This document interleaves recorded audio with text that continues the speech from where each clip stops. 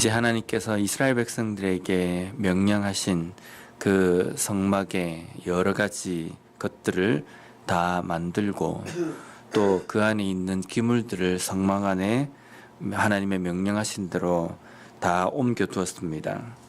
이 모든 역사를 다 마치니까 그 성막 위에 하나님의 영광이 임하였다. 34절 말씀에 보면 구름이 해막에 덮이고 여호와의 영광이 성막에 충만하며, 하나님께서 명령하신 대로 만들어 놓은 그곳에 하나님께서 거기에 임재하셨다라고 이렇게 표현이 되어 있습니다.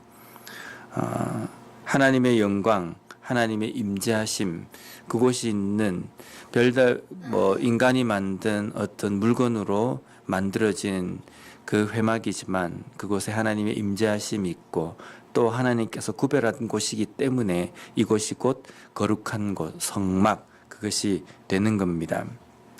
이스라엘 백성들이 40년 동안 이 광야의 이제 시간들을, 지금 이제 성막이 만들어진 이때가 애굽에서 나온 지 1년밖에 되지 않았기 때문에 이제 앞으로 어떻게 보면은 한 39년이 남아 있습니다.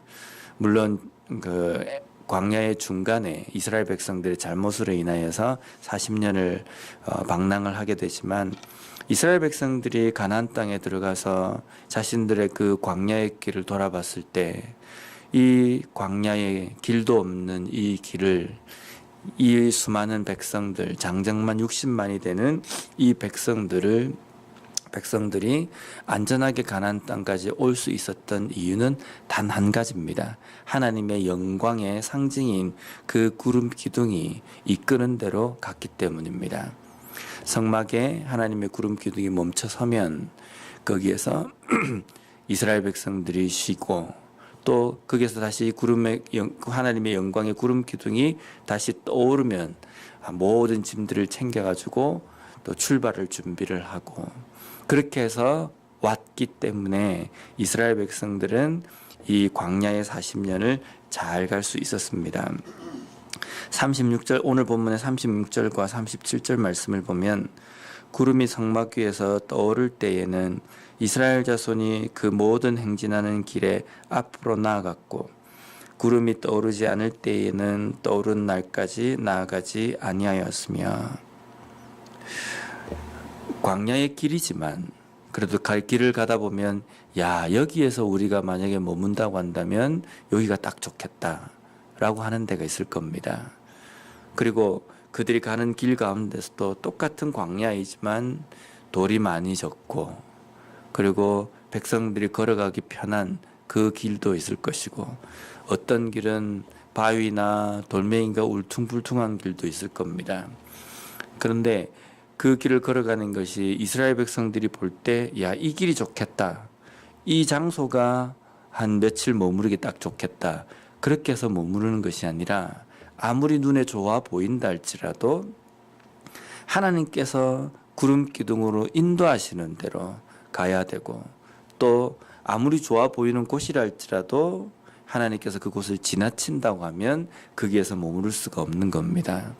여기에 물이 조금 있기 때문에 여기서 우리가 멈추면 되겠구나, 이스라엘 백성들이 그렇게 생각한다 할지라도 하나님이 머무르지 않는다고 한다면, 명령하시지 않는다면 그냥 그곳을 지나쳐 움직이는 것, 그것이 하나님의 그 구름 기둥의 인도하심, 하나님의 인도하심에 순종하는 겁니다.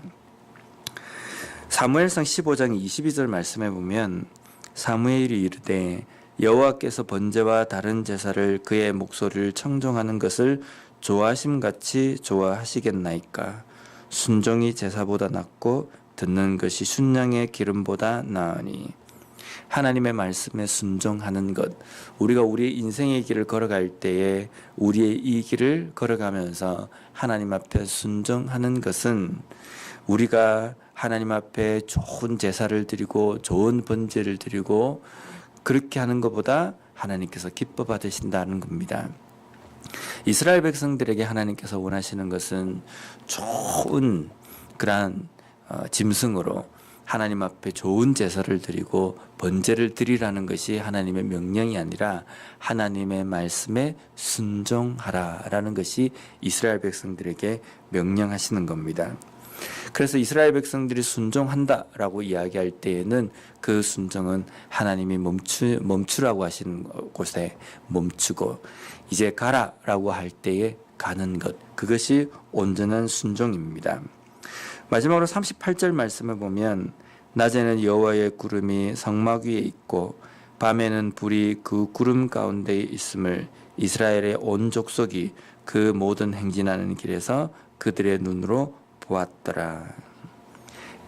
그들의 눈앞에 구름 기둥과 또 그 구름 기둥 사이에 있는 불 기둥을 그들이 보고 그것이 또한 하나님의 임재하심을 그들이 깨닫고 걸어갔기 때문에 40년의 광야 생활을 잘 걸어갈 수 있었습니다. 우리 교회가 2018년 지금까지 걸어올 수 있었던 것은 우리가 과거를 돌아보면 모든 것이 하나님의 은혜다라고 고백할 수밖에 없지 않습니까? 우리의 인생 가운데에도 돌아보면 내가 그 순간에 정말 힘들게 어렵게 그 역경을 견디고 넘어왔다 할지라도 돌아보면 하나님의 다 은혜구나라는 것을 고백할 수밖에 없습니다. 그래서 우리가 2018년을 마치고 2019년을 시작하는 이 시점에서 우리는 2019년 다가올 그 미래에 대해서 우리는 이런 기대를 합니다. 하나님께서 2019년에도 우리 교회와 우리 인생 가운데 함께하여 주셔서 좀 좋은 일만 있었으면 좋겠다. 우리 교회 가운데 부흥이 있고 우리 교회 가운데 회복이 있었으면 좋겠다라고 기대를 할 겁니다. 그런데 2019년에 우리가 그런 기대를 한다 할지라도 우리 인생, 우리 개인의 삶뿐만 아니라 우리 교회 앞에도 또 어렵고 힘들고 또 때로는 고난과 같은 그런 시간들이 분명히 있을 겁니다. 근데 그런 일들이 있을 때에 우리가 고백하는 것은 그 어려움과 고난과 힘든 과정 가운데에서도 하나님이 함께 하신다는 겁니다.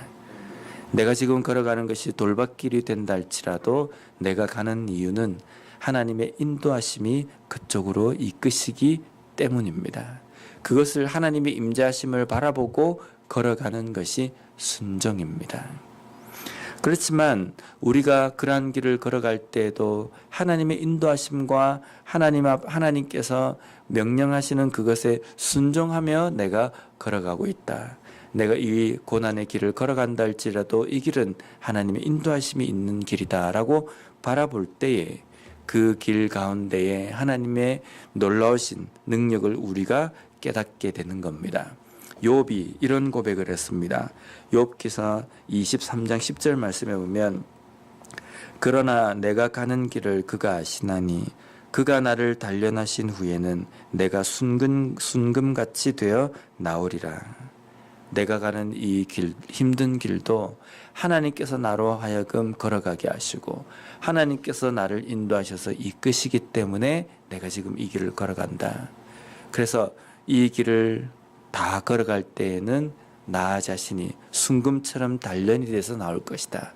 하나님께서 우리에게 어려움과 역경을 주시는 것은 우리를 단련시키셔서 순금처럼 만드시기 위해서입니다. 그것을 바라보며 걸어갈 수 있는 것이 곧 순종입니다. 2019년 이제 2018년 마지막 이 새벽 기도를 우리가 끝내고 이제 2019년 다음부터 시작될 때에 우리의 마음 가운데 그런 게 있었으면 좋겠습니다. 어떤 길을 걸어간다 할지라도 좋은 길을 걸어갈 때에도 자만하거나 자구하지 않고 항상 하나님께 감사하고 때로는 힘든 길을 걸어간다 할지라도 원망하지 않고 이 길 가운데 하나님께서 함께 하시기 때문에 내가 순금처럼 단련돼서 나올 것이다. 우리 교회가 순금처럼 단련되어질 것이다. 그 믿음을 가지고 온전한 순종으로 걸어갈 수 있는 우리와 우리 교회가 되었으면 좋겠습니다. 기도하겠습니다.